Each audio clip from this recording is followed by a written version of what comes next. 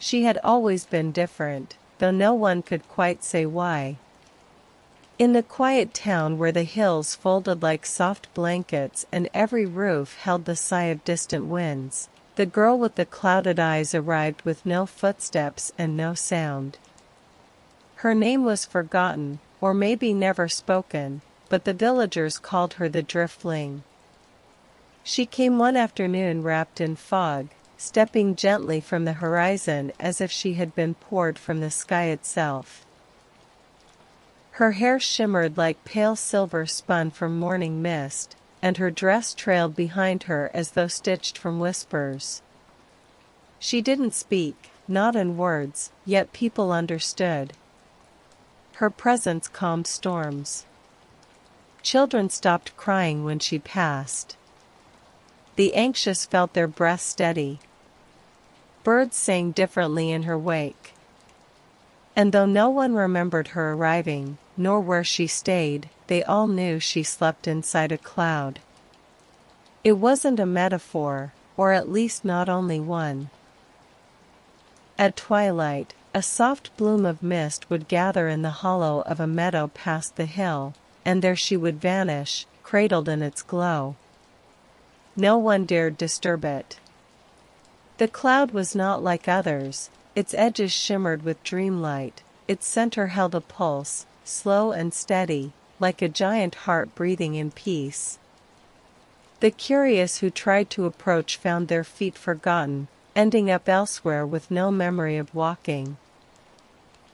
The old woman at the tea shop once said she saw the girl dissolve into the cloud like ink in warm milk, her outlines softening into spirals before melting entirely. "She's not from here," the old woman whispered, not to scare, but to explain.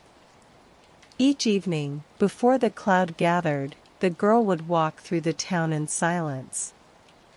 People left small gifts in her path, flowers, shells, lullabies folded into paper. She touched nothing, but the tokens always vanished by morning. In time, even the skeptics began to feel it. The girl brought rest. Not sleep like they knew it, but something older, deeper. A slowing of the world's clock. A remembering of dreams. One night, just as the last light turned blue, the girl lingered longer in the square. The baker, still dusted in flour, watched from his window. A cat curled by the fountain paused mid-purr. And the girl turned her eyes to the sky. Something in her face shimmered, sorrow or memory, no one could tell. Then, for the first time, she spoke.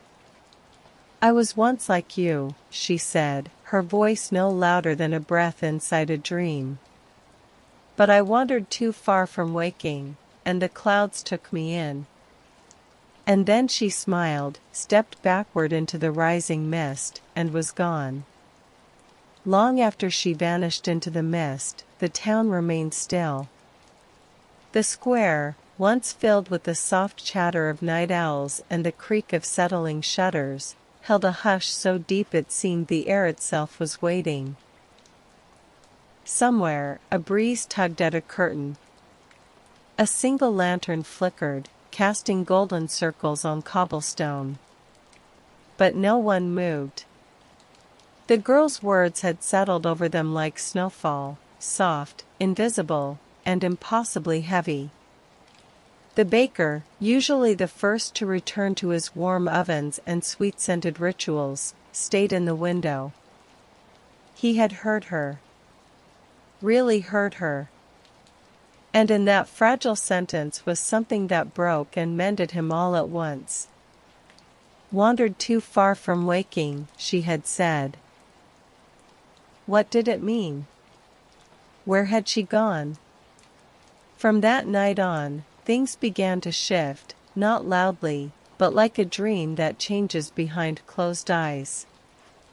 People slowed. They listened more. The shoemaker began humming again while he worked, tunes he hadn't remembered in decades. Children lingered in the fields, staring up at the clouds and whispering as if they expected them to answer. Even the mayor, usually gruff and punctual, began leaving early to sit beneath the old birch tree just to hear the wind think. But the girl did not return, not right away. The mist still came, curling around the meadow like a lullaby without a voice. Some said they saw a figure in the fog. Others claimed to feel her warmth if they stood still long enough.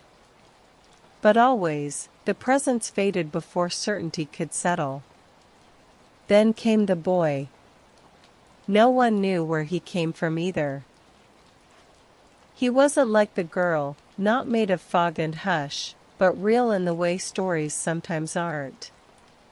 He had scuffed boots, a wooden flute in his pocket, and eyes that looked like they had just remembered something important. He never asked about the girl.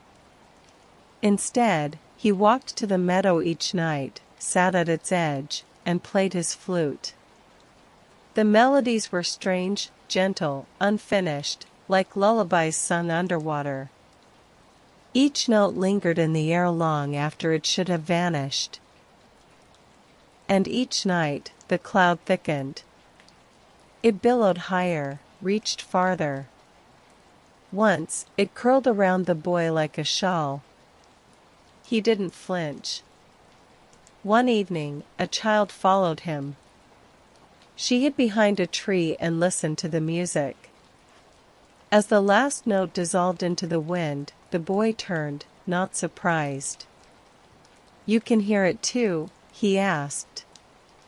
The child nodded. "It makes me sleepy. But not tired sleepy. Safe sleepy." He smiled. That's how she sounded, too. She? He tapped his flute once against his palm. The girl in the cloud. She's not gone. Just remembering. Sometimes sleep is how we remember. The child didn't fully understand, but she didn't need to. She sat beside him, and together they watched the mist glow softly under a crescent moon. The next day, the town woke quieter than usual. Not somber, not afraid, just softened. As though something invisible had swept through the streets in the night and smoothed all the sharp corners. The sky hung heavy with pale gold, and even the birdsong came slower, like it too had been wrapped in wool. The child who had listened to the flute didn't tell anyone what she'd seen. She didn't have to. Others began showing up near the meadow in the evenings, one or two at first, then a quiet trickle. They came not to ask questions or find answers, but simply to sit. Some brought cushions or lanterns. Some brought music. Some just brought their breath and the ache they'd been carrying for too long. The boy kept playing. He said nothing more of the girl, though once he murmured, "She listens best when no one speaks." The cloud responded to his songs, shifting and thickening in rhythm, curling around ankles like fog from a storybook.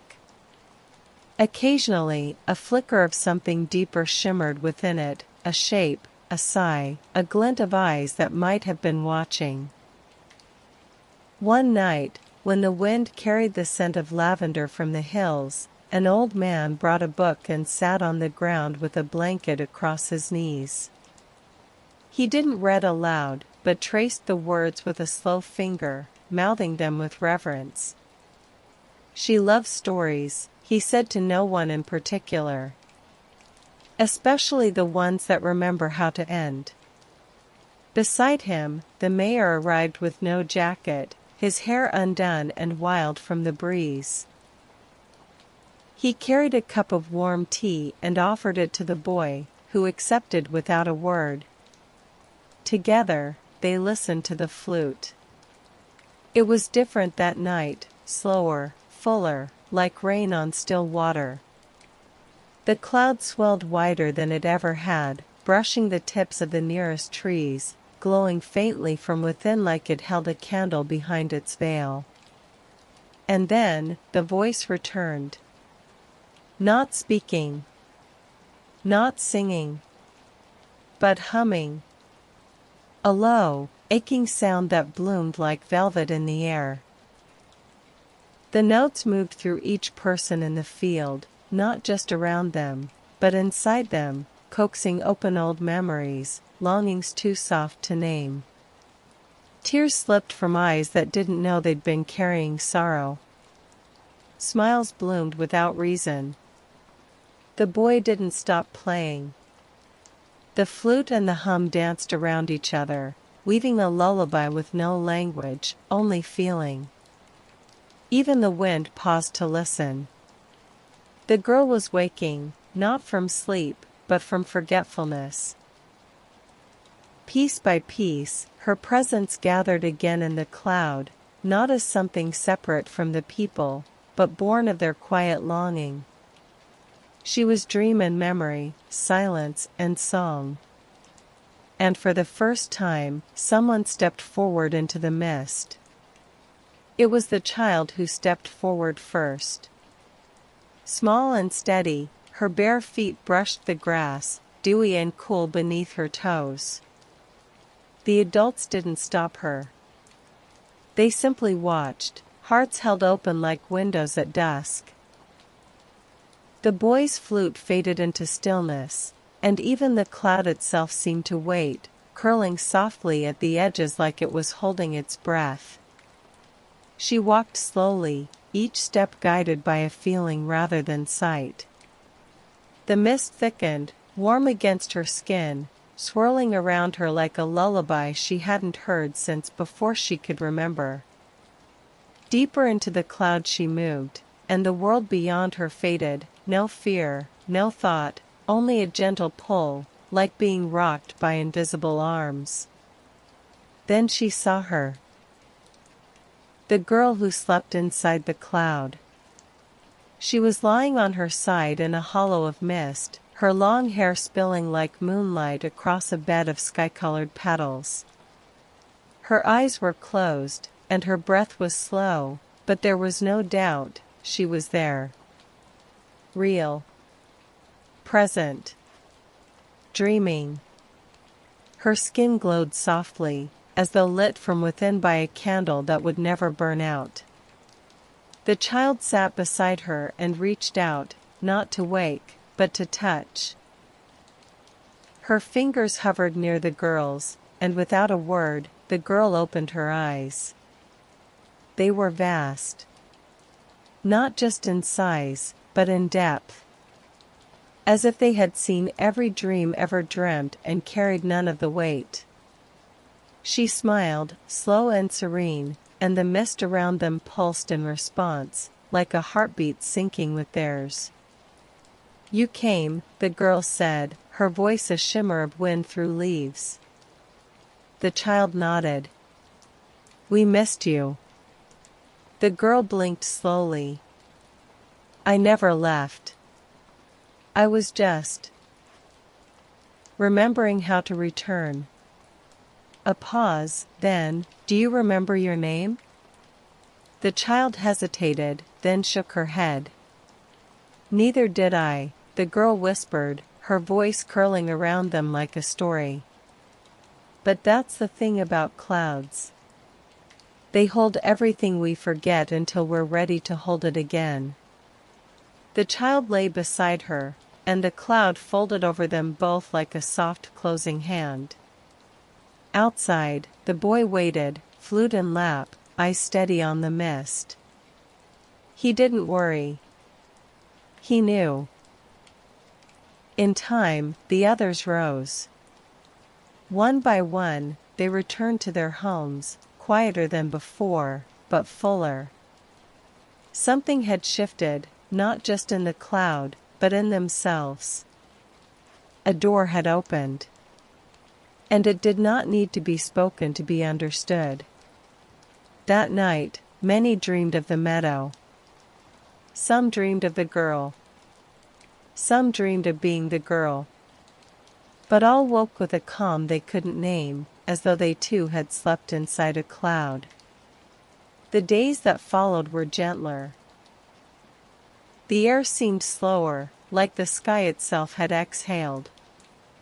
People still went about their lives, baking, sweeping, tending gardens, patching roofs, but they moved as though accompanied by a soft music just beneath the wind. No one spoke too loudly anymore.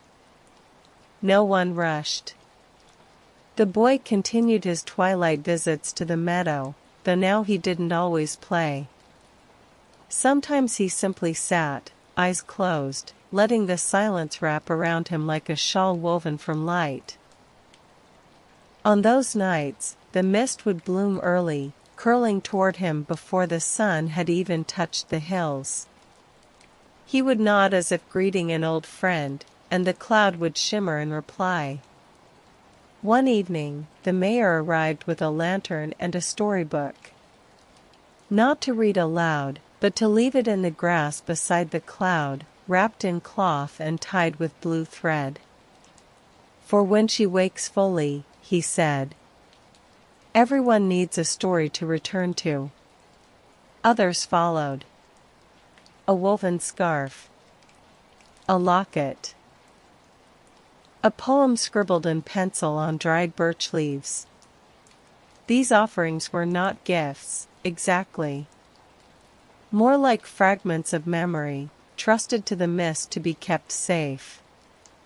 And the cloud accepted them all. Not with greed, but with a quiet reverence, as though every object was a whisper long overdue. Inside the mist, the child returned again and again. Not always to speak. Sometimes just to lie beside the girl in silence. The girl did not always open her eyes, but when she did, they shared a smile that needed no language. They understood each other now, two dreamers, one resting, one waking, both remembering the forgotten shape of peace. One afternoon, just before the sky turned to pearl, the boy played a melody no one had heard before. It rose gently, like fog climbing a hill, then spilled downward in slow golden notes. The villagers paused where they were, mid-step, mid-sentence, mid-thought, and listened. As the last note trembled into stillness, the cloud pulsed. And the girl stepped out. She did not glow. She did not float. She simply walked, barefoot, with her dress trailing soft behind her, and eyes wide with wonder. She looked at the town as if seeing it for the first time. She looked at the people as though they were dreamt and real all at once. And then she spoke. I remember, she said, her voice rippling across the meadow like a breeze. I remember everything. No one asked what she meant. They didn't need to. Instead, they made room. A path opened gently through the watchers, and the girl walked it slowly, her bare feet touching the earth like petals falling in reverse. The boy followed a few steps behind, flute cradled to his chest. The child walked beside her, fingers brushing the girl's hand. Together, they returned to the village, not to disappear into myth, but to live, softly, among them. Life with the girl among them was not marked by spectacle or storybook marvels. She did not conjure rainbows or speak to stars. She did not float or shimmer. She simply lived, softly, fully, and with a presence that made time slow down when she entered a room. She took up quiet residence in the old stone house at the edge of the field, the one with ivy creeping up its bones and a front door that creaked like a yawn. No one remembered who had lived there before, but it felt right, as if the house had been waiting, holding its breath. The windows were always open, and from them came the scent of tea and the soft rustle of paper. The townsfolk would pass by and glance in, often catching sight of her sitting cross-legged on the floor, a blanket over her knees, writing in a journal with a quill that never ran dry. She spoke little, but when she did, her words lingered in the air like the final notes of a lullaby. She had a way of listening that made even silence feel heard. The potter swore his clay had more kindness in it since she started visiting his studio. The baker's loaves rose higher. The librarian began organizing the books not by author, but by how each one made her feel. Children, especially, were drawn to her. They would sit on the grass outside her door and wait. Sometimes she would join them and spin quiet stories with no endings, just gentle beginnings that drifted like leaves on a slow-moving stream. They didn't ask questions. They didn't need to. In her presence, wonder became ordinary, and ordinary things began to glow. But the cloud still lingered in the meadow. Not as a mystery, but as a companion. It came every evening, curling softly over the hilltop like a blanket being drawn up around the sky. And though the girl no longer vanished into it, she still visited, standing in its mist with her eyes closed, breathing in its memory. One night, when the moon was new and the stars hung low like lanterns on invisible strings, the boy returned to the meadow alone. He hadn't played in weeks, content instead to listen to the world hum. But that night, something in the wind whispered for music. He raised his flute. The notes were slower now, deeper, as though he were playing not to summon, but to thank. The cloud pulsed in response, luminous and still. And from within, just for a moment, came the hum, the same velvet voice from before, only now richer, like a song returned home. He smiled. And he played until the sky forgot to end. The seasons began to shift, not as a calendar would mark them, but in quiet, intimate ways. The breeze carried the scent of pine and distant rivers. Sunlight fell through leaves in golden braids. People began waking from dreams they could remember, not strange or wild, but comforting, like letters from a forgotten friend. The girl, who had once been the driftling, now had a name again. No one gave it to her. It came to her one morning as she stirred a pot of tea brewed with starflowers and lemon balm. She whispered it into her cup and smiled. She never spoke it aloud to anyone else, but somehow, everyone knew. They would greet her now with warmth in their eyes and say her name as if it had always been part of the town. She visited the meadow less often, but when she did, it was never alone. The child was nearly always by her side, older now in ways not marked by inches or numbers, but by the way she listened and held the space between words. The boy, too, still played his flute, though not every night. Sometimes he simply lay in the grass with his hands behind his head, watching clouds drift like slow ships across the sky. One afternoon, the girl took a walk through the woods beyond the village, places few had explored, where the trees grew tall and shadows curled like questions. She stepped carefully, not out of fear, but respect. The woods had their own kind of dreaming. She paused beside a stream so clear it seemed carved from glass. A fox sat on the opposite bank, blinking slowly.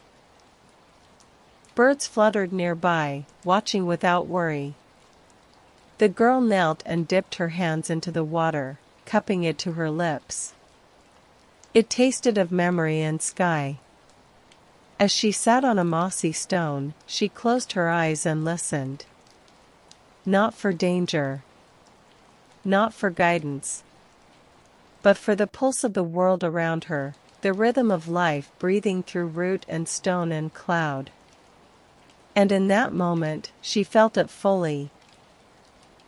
She was not something separate, not a visitor from mist or myth, but a thread woven into the gentle tapestry of everything. The sky dimmed into evening, and the first stars winked open. She made her way back slowly, feet soft against the earth, eyes bright with a calm that needed no explanation. At the edge of the meadow, the cloud had returned. It didn't swirl or shimmer. It simply waited, like a familiar friend at the end of a long day. The girl stepped into it. Not to disappear, but to be held. It wrapped around her gently, and for a while, she rested, not because she was weary, but because resting is part of remembering. The town, too, rested that night. Lamps dimmed earlier. Doors stayed open a little longer to let in the wind. And in the hush that followed, even the stars seemed to lean in closer. Morning came wrapped in mist, not the dense fog of mystery, but the soft breath of dawn. The village stirred gently, as if reluctant to break whatever spell the night had spun. The streets were quiet, save for the rhythmic sweep of a broom, the click of a kettle, and the distant chime of the bell that marked nothing in particular, just the beginning of another day. The girl rose early. She always did, not because she had somewhere to be, but because the stillness of morning spoke in a language she understood. She opened her windows to let the air flow through, carrying scents of dew and sun-warmed stone. The birds perched on the sill, chirping not to greet but to share. They had seen dreams flit through the sky like ribboned moths, and they brought news of their shapes. She stepped into the street barefoot, as she always did, and walked without hurry. People nodded, eyes soft. She had become part of their rhythm now, not as a spectacle, but as something steady. Like the tide. Like breath. The child met her at the square, holding a bundle of wildflowers tied with a fraying ribbon. She handed them over wordlessly, and the girl accepted them with a smile that folded into her entire being. "They're from the hill," the child whispered. "The place where the wind tells stories." The girl nodded. "That's where I first listened." They walked together to the edge of the town where the meadow still waited, not as a destination, but as a return. The cloud was thinner today, barely a wisp on the horizon, yet its presence lingered, like a lullaby hummed long after the last note. As they sat beneath the sky, a small group began to gather. No one had called for it. They just knew. They brought blankets and quiet conversation, loaves of bread to share, a pot of soup that someone stirred with care. It was not a ceremony. It was not a farewell. It was a remembering. The boy arrived, flute in hand, though today he did not play.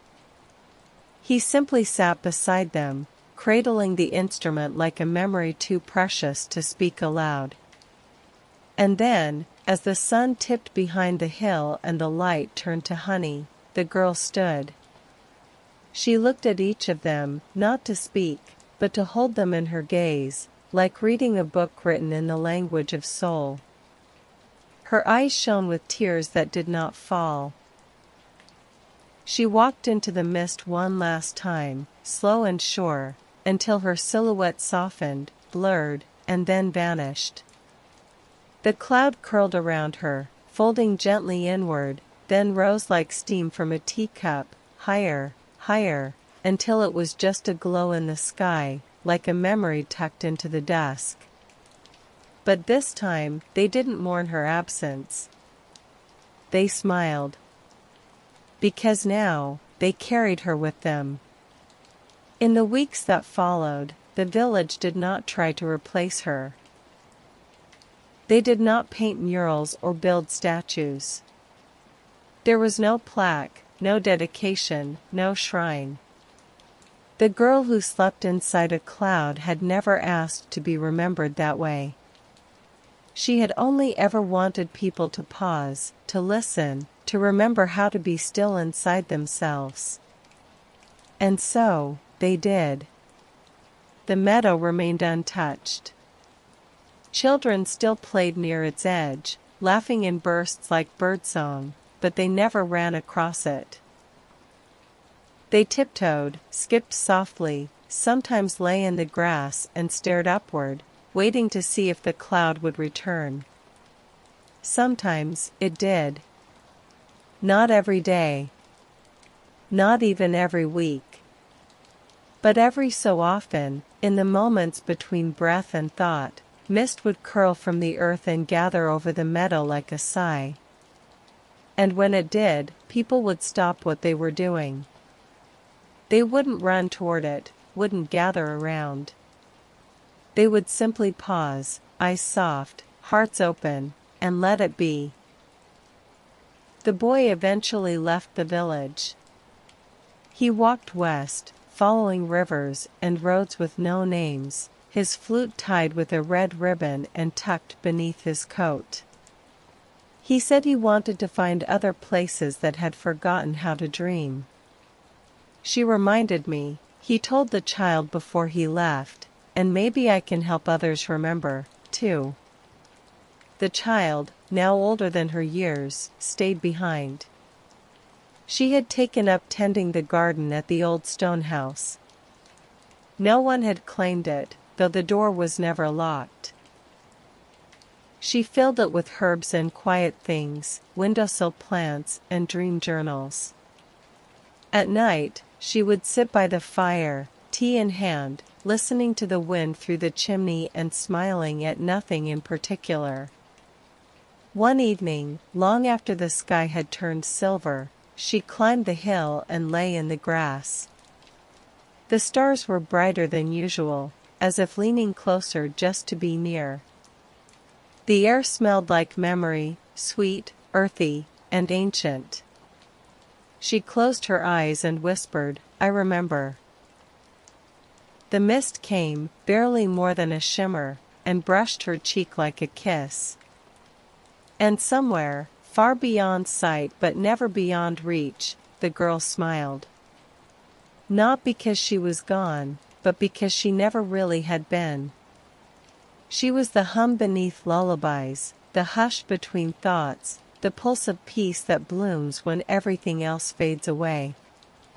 She had taught them how to sleep again, not just at night, but in the deepest parts of themselves. And in doing so, she had woken something beautiful. As seasons shifted and the hills turned from green to gold and back again, the story of the girl wove itself deeper into the fabric of the village. It wasn't told with grand gestures or embellished tales. It lived in gestures, the way someone poured tea for a stranger, or paused to feel the breeze against their face. It lived in lullabies sung to babies, in the moments people allowed themselves to sit without doing, without rushing, simply breathing. Her presence had changed them. Not into something else, but into something truer. The people became quieter, but not from sadness. They listened more. They asked questions with their eyes and answered with their presence. The world around them began to mirror that calm. Birds nested closer to homes. Wildflowers grew in corners no one had noticed before. Rain fell softly, even when it stormed. And though no one saw her again in full form, glimpses returned in dreams. The potter once spoke of a night where, in sleep, He walked through a sky filled with clouds that whispered stories. Each step left an imprint that glowed like embers. In the dream, she walked beside him and simply said, "Shape the silence." He woke with tears and created his finest work the next day. The librarian began a tradition. Every full moon, she opened the doors to the library late at night. Lamps flickered low, and people came in quietly, some with pillows, others with blankets. No books were read aloud. They simply gathered, curled into corners, and let the hush settle around them like a second skin. The librarian called it Cloud Hour, and no one ever spoke during it. They didn't need to. The child, who now moved with the grace of someone who had seen beyond the veil, began writing. Not stories of the girl directly, but of moments, quiet mornings, humming breezes, dreams about clouds that carried laughter. Her pages were full of softness and space, the kind that allowed readers to rest between sentences. People began copying her words by hand, tucking them into coat pockets, reading them under trees. One phrase returned again and again: "You don't have to disappear to be at peace." The cloud, too, remained. It no longer arrived with the solemn weight of mystery. It came when needed, when grief was thick, or joy too sharp to carry alone. It came like a breath exhaled just when the chest begins to tighten. And always, it lingered gently, never too long, never too little. It was not a place to escape. It was a place to return to. The passage of time in the village began to feel less like a line and more like a tide, ebbing, flowing, returning. The people no longer marked days by dates or deadlines, but by feelings. "It's a cloud-coming kind of morning," they'd say, or "the sky feels like a lullaby today." Time softened under their feet. Hours stretched wide enough for wonder to breathe. The girl's house remained untouched, yet alive. Ivy still crept along the windows, blooming in odd seasons, sometimes sprouting flowers that no one could name. Inside, the kettle still whistled, though no one ever saw who lit the stove. Some said she visited when no one was looking. Others believed her presence was simply part of the place now, like light through curtains or dust caught in sunbeams. One afternoon, the child, now a young woman, returned to the hill alone. She brought with her a satchel of letters, each one written by villagers over the years, notes of thanks, wishes, dreams. She had never opened them. They weren't meant for her. One by one, she laid them in the grass, letting the breeze lift them, scatter them, carry them where they needed to go. The sky shimmered slightly, as though nodding in approval. She sat with her knees pulled to her chest, watching the clouds roll in slowly, curling inwards like they were folding up a secret. The hum returned, not in sound, but in feeling. A warm vibration in her ribs, a rhythm she knew by heart. "I still feel you," she whispered, not to summon, but to affirm. And she did. Not just in the mist, but in the way she had learned to be. In her slower steps. In her quieter thoughts. In her deeper breath. The girl had given her more than calm. She had given her the map back to herself.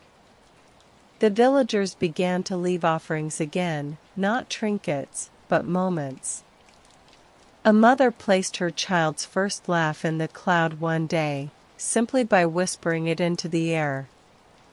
A couple who had argued for years held hands for the first time under its shadow. A man grieving the loss brought a loaf of bread he had baked without tears, breaking it quietly beneath the sky. They had learned that the cloud wasn't a miracle. It was a mirror. It held what they brought to it: grief, joy, stillness, and returned it softened, stilled, made sacred by the hush. That evening, as the last light kissed the rooftops, the wind carried a new scent, one no one could place. It was not flower or smoke or rain. It was a memory before language. And just beneath it, the hush spoke again. You are always home when you let go. It was in the small hours of morning, when the world still holds its breath, that the mist came down in threads of silver. It wasn't heavy or urgent, just a curtain parting gently, inviting anyone still dreaming to linger a little longer before waking. The young woman stirred in her bed, not from noise, but from stillness. A kind of silence that had shape and warmth. She rose without lighting a lamp, trusting the faint glow of dawn to guide her steps. Her bare feet kissed the cool wooden floor, and she wrapped a shawl around her shoulders, soft as sleep itself.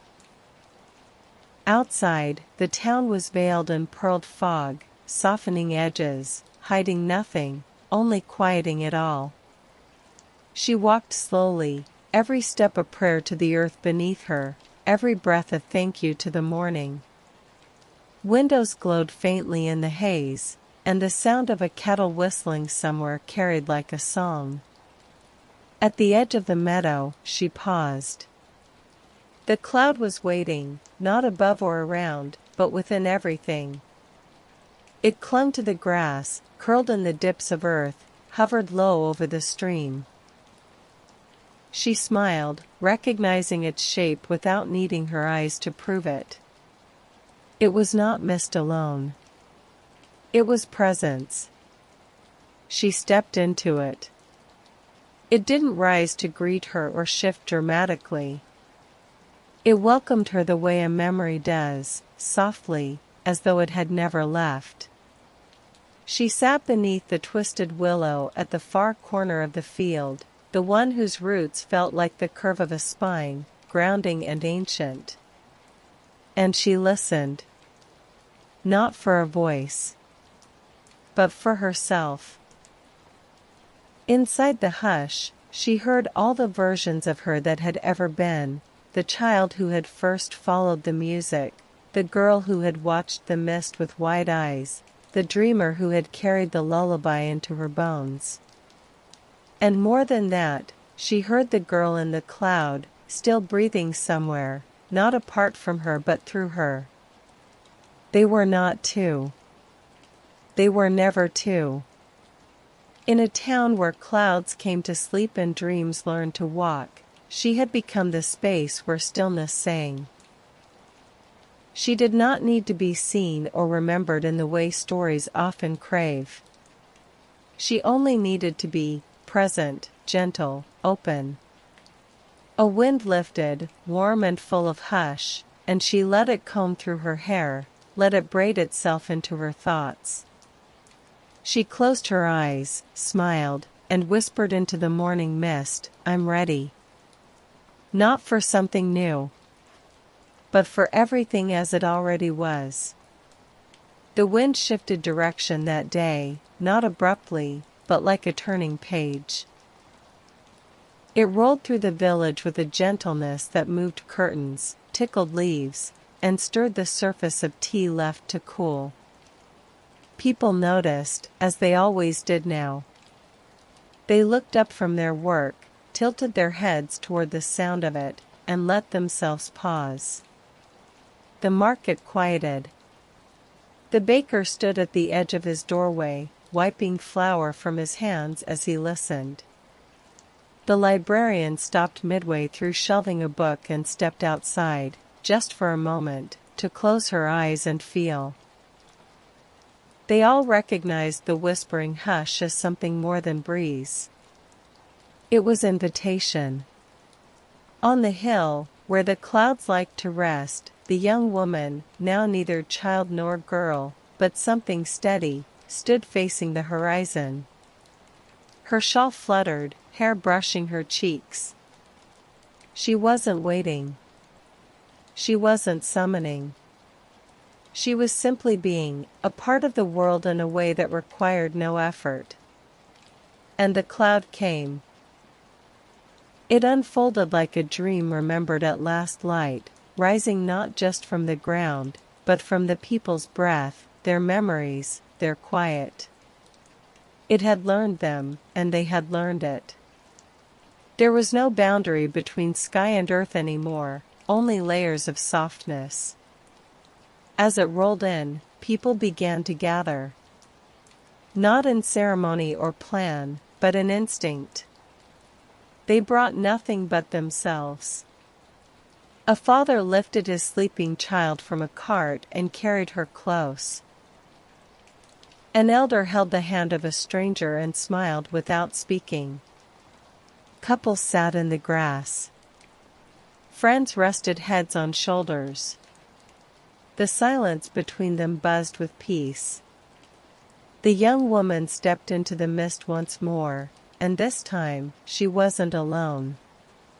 Not because the villagers followed her, but because they were her, every one of them holding a piece of what the cloud had offered, what the girl had taught, what the world had remembered. The cloud no longer needed to be visited.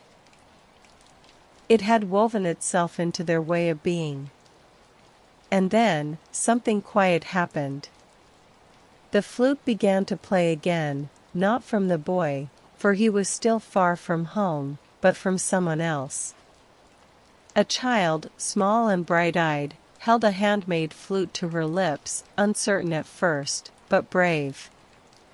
The notes were simple, imperfect, but sincere. And the cloud responded, not with grandeur, but with stillness.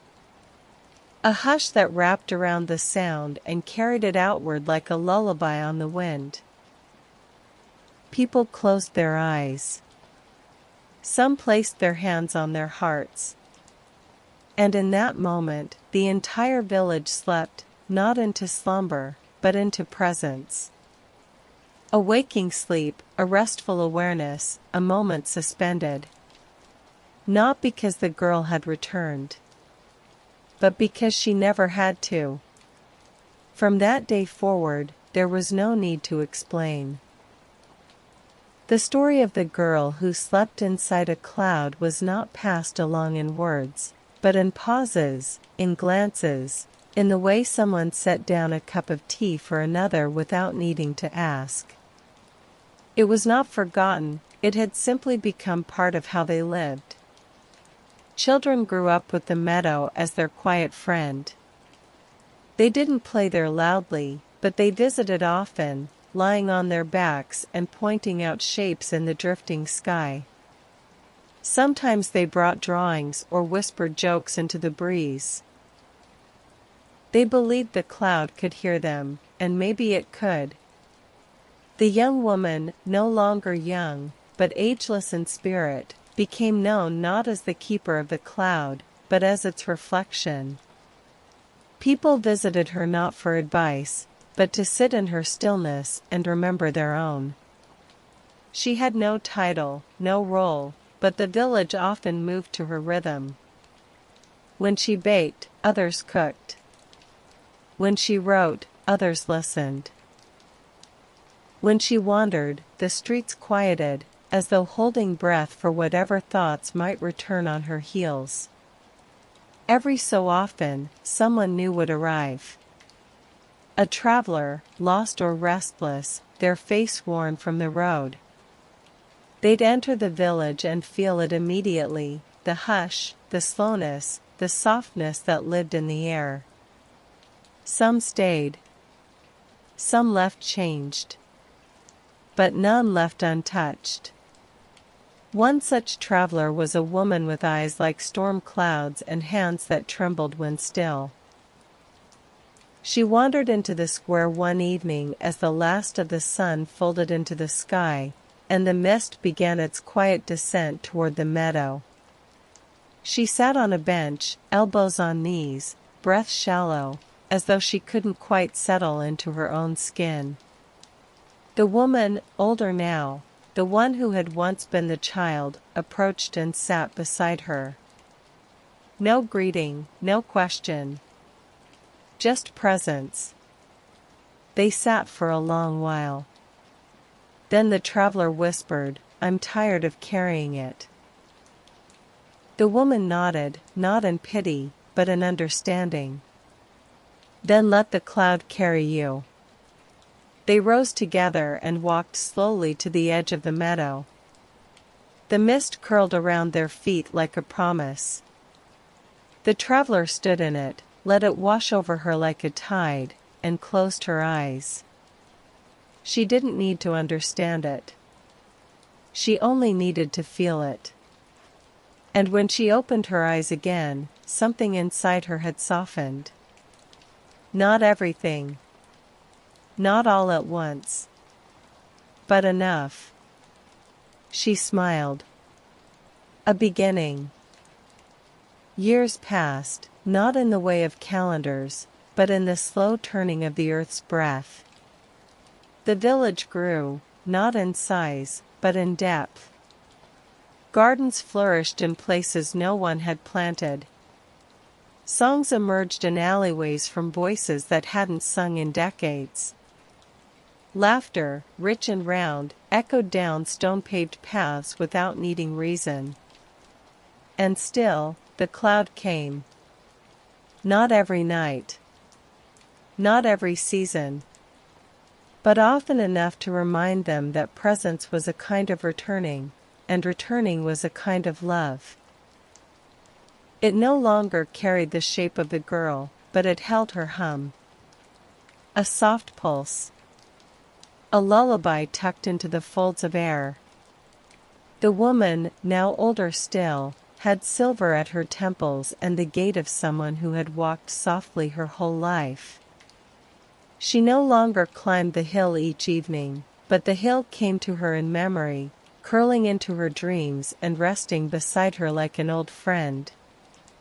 Her home, still the ivy-wrapped cottage at the edge of the field, had become a haven for those learning to rest.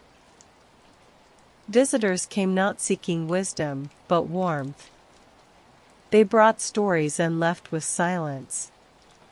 Not empty silence, full silence. The kind that makes room. She never spoke of the girl anymore. She didn't need to. Her way of being told the story better than words ever could. One winter evening, when frost dusted the windows and the sky turned deep with stars, she sat by the fire and opened the old journal, the one she had started as a child, filled with drawings, whispers, and cloud-shaped thoughts. The pages had aged softly, yellowed and curled, but the words still glowed with a kind of gentle breath. She added one final line. She never truly slept, she taught us how to wake slowly. Then she closed the book and set it on the windowsill, where the moon could read it if it wished. That night, the cloud came not to the meadow, but to the village itself. It rolled through the streets like a soft river, winding between homes, brushing cheeks, stirring curtains. No one was afraid. Doors remained open. People stood on porches, faces to the mist, and breathed deeply. It wasn't farewell. It was embrace. The wind hummed. The trees swayed gently. And in that hush, a feeling settled over the town like snowfall. She was everywhere now. In the pause before a word. In the smile shared without a reason. In the way people let the sky speak first. The years flowed on, not marked by clocks or calendars, but by the deepening of roots, the softening of voices, the way stories ripened in silence. The village had become a place shaped more by feeling than by fact, a place where dreams did not end upon waking, but settled into the folds of each day like petals pressed between pages. Children were born who had never seen the girl, yet spoke of her as if they had. They would draw spirals in the dirt with their fingers and say things like, "She's in the quiet parts," or "The clouds know where she is." No one corrected them. No one needed to. In the schoolroom, the teacher no longer taught lessons in order, but in rhythm. Some days they studied birdsong. Other days, silence. Each child kept a jar of fog by the window, a ritual started long ago. When the cloud came through the village, they opened the lids, hoping to catch a whisper. The jars never filled, but still, they kept them. In the square, people began to gather regularly, not to talk, not even to meet, but to rest together. They called it the pause. A shared moment where everyone stopped what they were doing and simply existed. No one rang a bell. No one led. But somehow, every time, they all arrived. The woman, her hair now fully silver, her eyes still clear as mist, had grown quiet. She spoke rarely, but when she did, it was like stones skipping across a glassy lake, each word sending out a ripple long after it had passed. People sat with her just to feel the hush she carried. They didn't ask questions. They didn't need answers. They needed stillness. And she gave it. One evening, she walked slowly to the meadow, cane in hand, shawl wrapped tight against the cooling air. The mist had already begun to form, low and gentle, like a memory returning before sleep.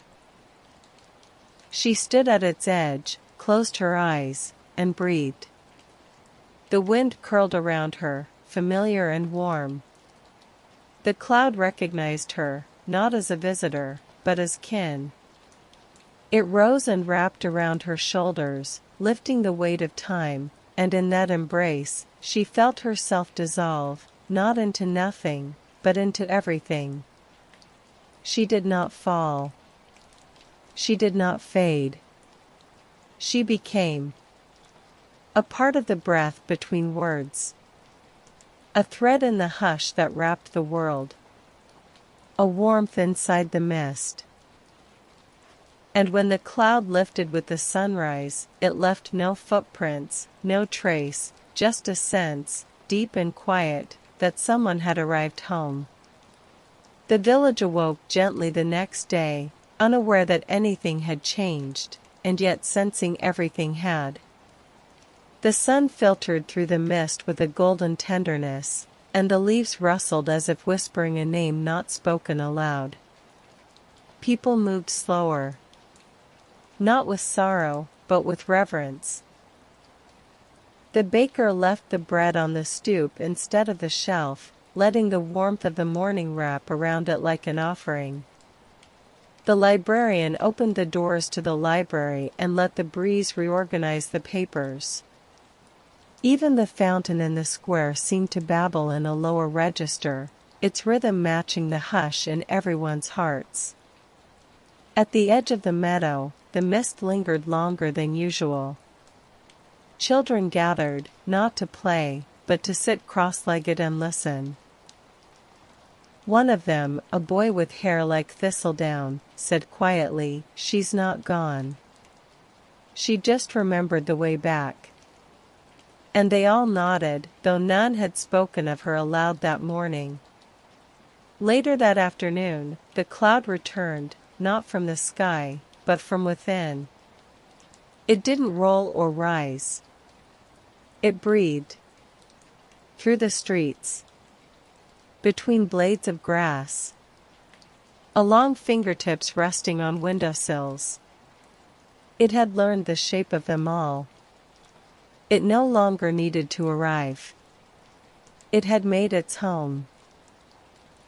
The young woman who had once been the child in the story had grown into a teacher of stillness. She didn't stand before classrooms. She didn't use chalk or books. She taught by walking slowly through the village, by watching the sky, by sitting beside people until their breath matched hers. Her presence soothed aches that had no name. When she looked at someone, they felt seen in ways even mirrors could not offer. She began to gather letters. Not ones written on paper, but ones whispered into the air. She carried them, held them, released them into the wind. And the wind, in turn, scattered them like seeds. She believed every wish had weight and every sigh had song. And the cloud, always listening, caught each one. On the longest night of the year, the village gathered by the meadow. Not to mourn, not to mark, but to rest. They sat in circles. They shared nothing and everything. A musician plucked slow notes on a harp, and a mother hummed the tune of sleep. And in the center of the field, the cloud bloomed, not dramatic or sudden, but tender, like breath on glass. In its center, for a heartbeat or a lifetime, the shape of the girl appeared again. Not to speak. Not to explain. Just to be. Light inside mist. Presence inside pause. Dream inside waking. In the days that followed the longest night, something subtle shifted in the village. Not a change in pace or in routine, but a deepening. As if the cloud, having touched each of them once more, had drawn their roots a little deeper into the ground, made their hearts a little softer in their chests. The air felt sweeter. Children dreamed more vividly. People began writing again, notes on napkins, thoughts on windows, sketches in dust. These weren't messages for others, but quiet reminders to themselves. You are safe here. You are soft here. You are allowed to rest. The meadow became a place people visited not for answers, but for stillness. They lay in the grass and let the sky speak. Some swore they heard music in the breeze. Others wept without knowing why, and left feeling lighter. One morning, the teacher walked the perimeter of the village with a group of children. She pointed out shadows, not as things to fear, but as the soft arms of light. Everything you see is part of something sleeping, she said. Even stones have dreams. That night, a new child came to the edge of the meadow alone. A boy with too much noise behind his eyes, a heart that beat too fast for his chest. He didn't sit. He paced.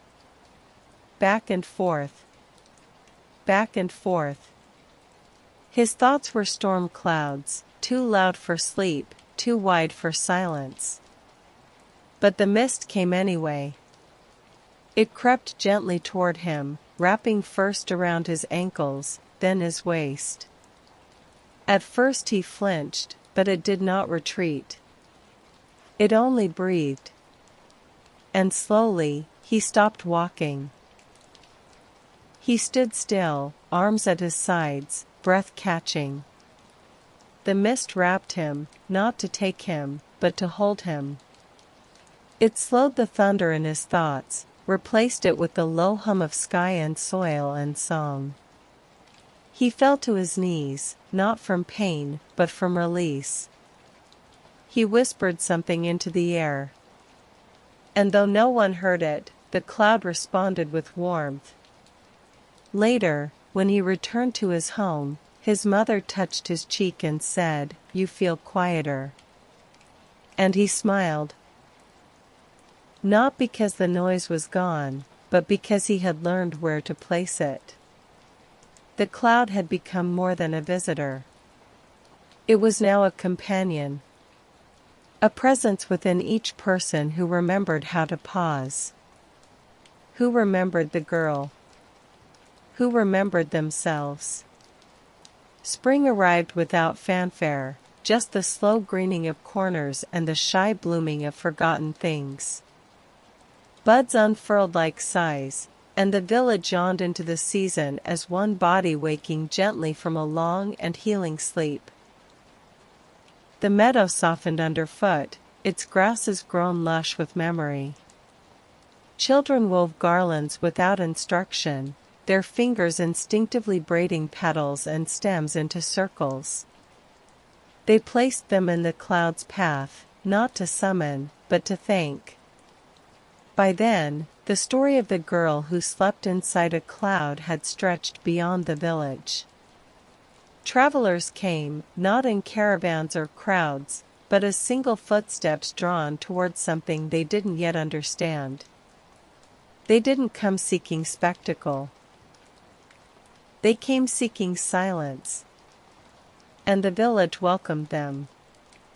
Not with parades or proclamations, but with tea, and open porches, and the kind of listening that doesn't interrupt.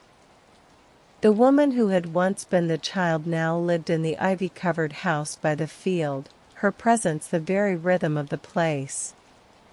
She moved through the world like wind through reeds, soft, shaping, untroubled by time.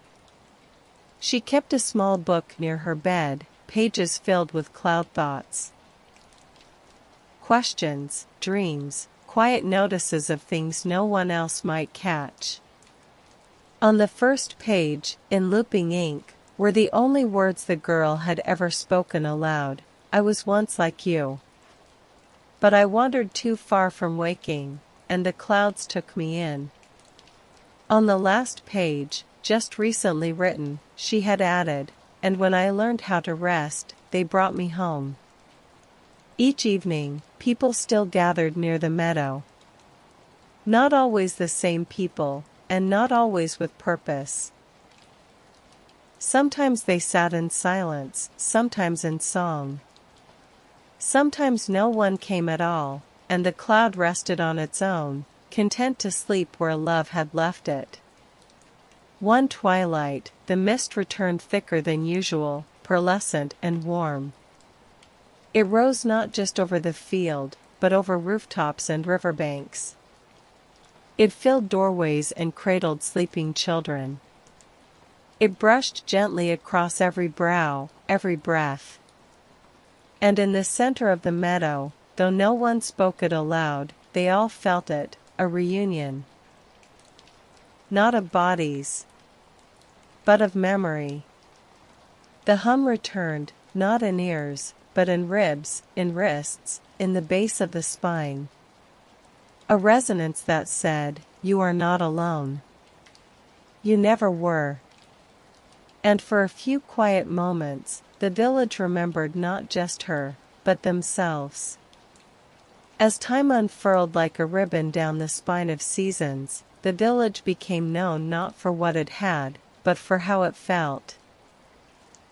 Travelers who passed through often left with a strange calm in their chest, like something once scattered inside them had been gently gathered and held.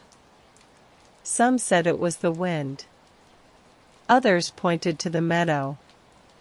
But those who stayed longer knew, it was the people. The girl's presence had become part of the village's rhythm. Not as a ghost or a myth, but as a way of moving. A way of being. Her memory wasn't preserved, it was practiced. The cloud still came, though no one waited for it anymore. It came when it was needed, and when it didn't, its absence was no less sacred than its arrival. Some days, it was only a flicker of silver across the field. Other times, it swelled like breath across the sky. But always, it felt like home. The woman, now aged and lovely in the way old trees are lovely, had begun passing on her quiet ways. Not with instruction, but through example. A touch on the shoulder. A long pause before answering. A look into someone's eyes that reminded them they existed. Her cottage door remained open, always. Her tea kettle sang softly through the dusk. One morning, before the sun had quite cleared the trees, she stepped into the meadow for what would be the last time. She walked slowly, her cane barely tapping the earth, as if even her steps had grown weightless. The mist met her halfway, rising like old arms ready to hold. She breathed in and closed her eyes. She whispered, "I am ready." And though no one heard the words, the village stilled. Every leaf hushed. Every bird paused. Even the river, usually so eager to sing, slowed its rush to a lull. She stepped once more into the cloud, not to vanish, but to become again. Not to leave, but to arrive. When the mist cleared, the meadow glowed gently. The grass seemed taller. The sky more open. No one wept. No one shouted. They simply stood in reverence, hands over hearts, eyes toward the wind. That night, they lit candles. Not to mourn, but to celebrate the hush she had taught them to love. Each flame flickered like a whisper, like a breath, like a lullaby. And from the edge of the sky, the cloud watched. And it pulsed with peace.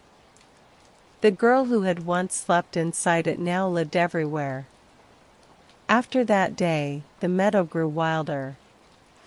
Not unkempt, but free, grasses swayed taller, flowers bloomed in tangled joy, and the wind moved through it like fingers through harp strings.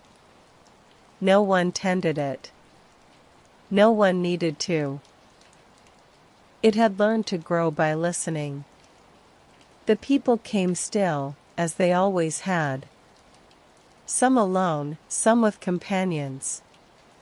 Some arrived with sadness, others with questions too soft for words. They didn't speak while in the meadow. They breathed. They sat. They let the sky rest inside them. The cloud returned from time to time, brushing the hill with its velvet hush. Children would laugh quietly and say, "She's stretching," and the elders would nod, smiling. Everyone had their own name for her now. None the same, all correct. She wasn't one thing. She was every quiet thing made whole. The woman's cottage stood untouched, the ivy growing thicker over its eaves, the wind chimes on the porch sighing lullabies without melody. Some said her breath still lived in the folds of the curtains. Others claimed the garden bloomed in patterns that matched her dreams. A traveler once spent a single night inside and woke with tears on their cheeks and the feeling of having been held all night. The people didn't create a monument or tell the story with loud voices. Instead, they whispered it into soups, into lullabies, into the silence between conversations. A new baker began leaving a single roll unsold each morning, placing it on the windowsill with steam still rising. A potter carved tiny clouds into the bases of her bowls. The librarian kept a journal by the door where anyone could write something they'd remembered, not about the girl, but about themselves. The youngest child in the village, barely old enough to speak clearly, once pointed to the meadow and said, "That's where the world listens." And somehow, everyone understood. One dusk, the mist came in heavier than usual, coating everything in a dream-colored veil. It moved into homes, wrapped around chimneys, pressed against the windows like a loving gaze. People stood in doorways, bathed in silver, and let themselves be still. And from the meadow, a low hum rose. Not music, not wind, not voice, but all of them woven. It wrapped around the village, pressing gently into chests, reminding each heart of something it didn't know it had forgotten. A voice, every voice, softly echoed through the hush, "You belong. You are loved. You may rest now." The village never named the day the girl became the cloud. It passed like a dream remembered halfway, gentle, lingering, already part of them before it was spoken. From then on, time didn't feel like a march. It felt like breathing. Every person carried a part of her now, not just in memory, but in movement. The way they poured tea, the way they looked at the sky before speaking, the way they paused before turning a page. Her stillness lived in their slowness. Her hush lived in their peace. Even the animals seemed to understand. Cats lingered longer in laps. Dogs laid down beside people in the meadow without prompting. Birds sang fewer songs, but held each note longer, as if tasting it fully before letting go. A new child was born that spring, the first after the final mist. She came with a whisper of silver in her hair and a soft hum in her sleep.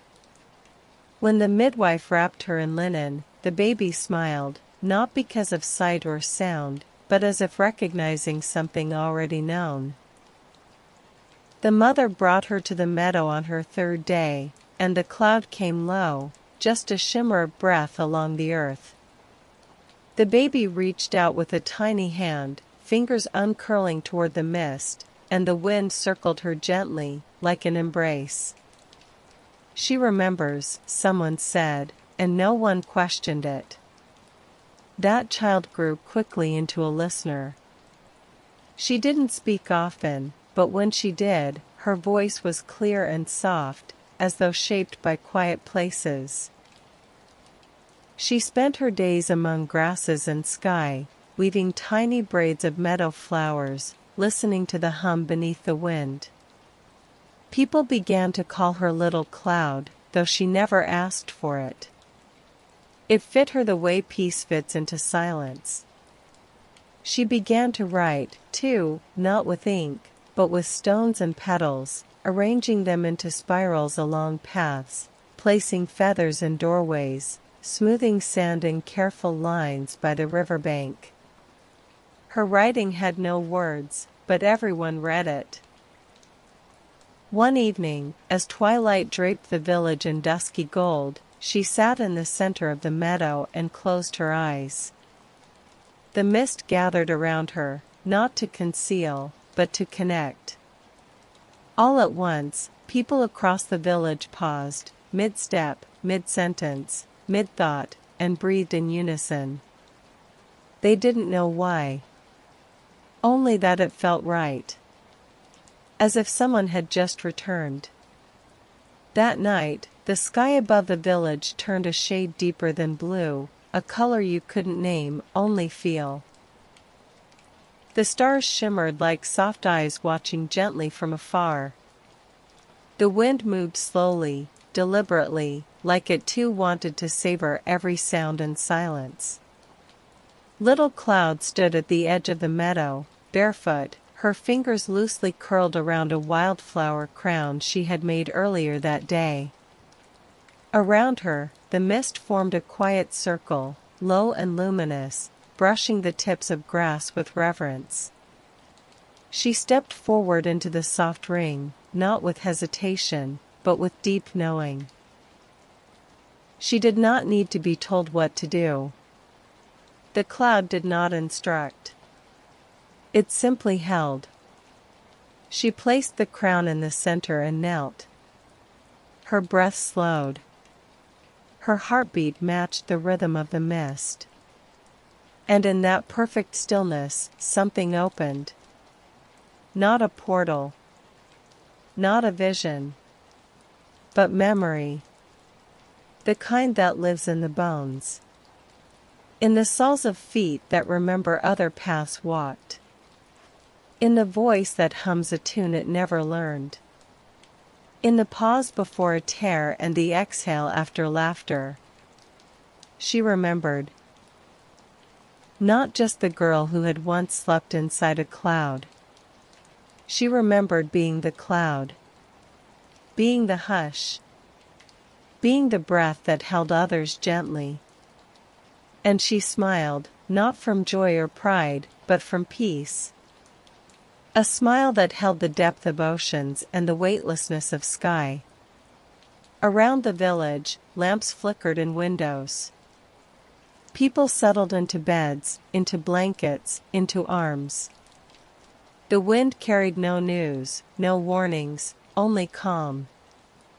In their dreams, many saw her. Not the girl, not little cloud, but the feeling of being held, of being seen, of being gently reminded that rest is a sacred act. By morning, the mist had lifted, leaving behind dew that shimmered like stardust on every leaf and rooftop. People rose with softness in their movements. They spoke in low tones, as though the world was still dreaming and they didn't wish to wake it too suddenly.